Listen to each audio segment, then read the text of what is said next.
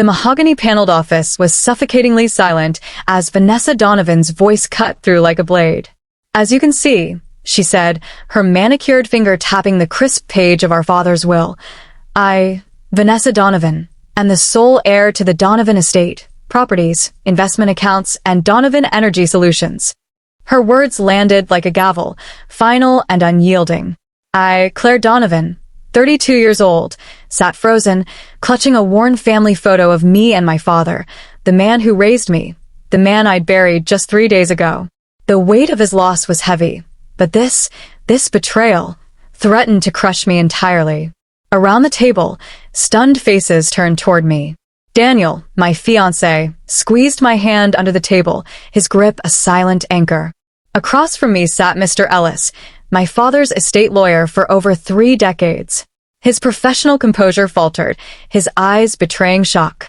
Vanessa, my older sister by 6 years, stood in her sleek navy suit, her expression smug and calculated. She hadn't visited our hometown in 2 years, too busy curating art galleries in New York or vacationing in the south of France.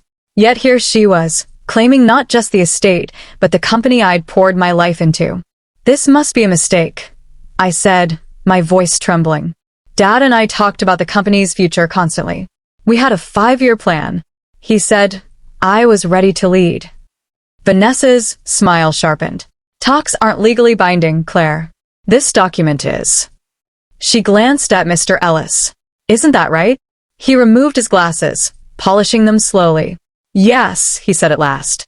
"This is the last will and testament on file." The silence that followed wasn't quiet. It was stunned, the kind that fills a room when something sacred shatters. I looked at the people who'd witnessed my journey. Mr. Walters, our CFO, who'd seen me pitch our first major solar grid contract. Martha, our longtime house manager, who'd raised me after Mom died. Daniel, who'd watched me work countless 12-hour days to keep Donovan Energy's mission alive. They knew my sacrifices, the expansion into renewable tech, the microgrid model we'd piloted in rural communities, the patents, the partnerships. Vanessa hadn't touched any of it. She'd called sustainable energy tediously practical at the one board meeting she'd attended, preferring her passion for contemporary art. Her interest in the family business extended only to its stock value.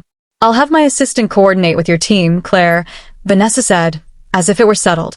"Prepare a summary of current projects and client relationships. I'd like the transition to be smooth." Smooth? I stared at her, truly seeing her for the first time.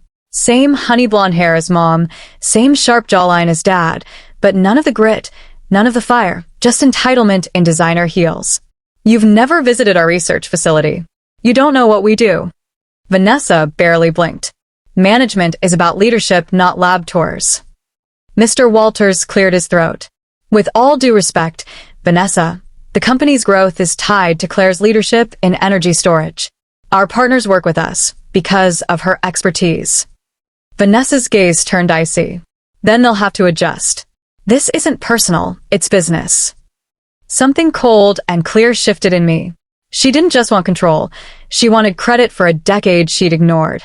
She thought she held all the cards, but she didn't know our father like I did. "When was this will drafted?" I asked Mr. Ellis, my heart pounding.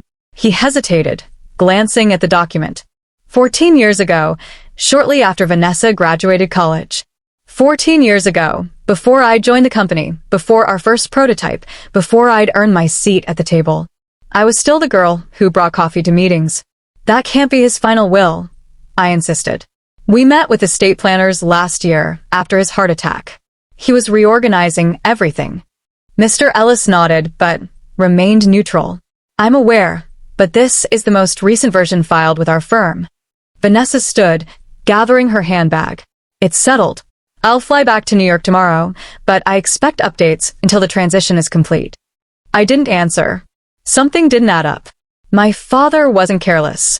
After his heart attack 18 months ago, he'd been obsessed with succession planning, talking constantly about protecting the company's mission. He'd even joked, "If anything happens to me, Claire, you know where the safe is. You know what to do." I'd thought he was just being prepared. Now, I wasn't so sure. "You've known my father for decades," I said to Mr. Ellis. "You know what we built together. This doesn't match who he was."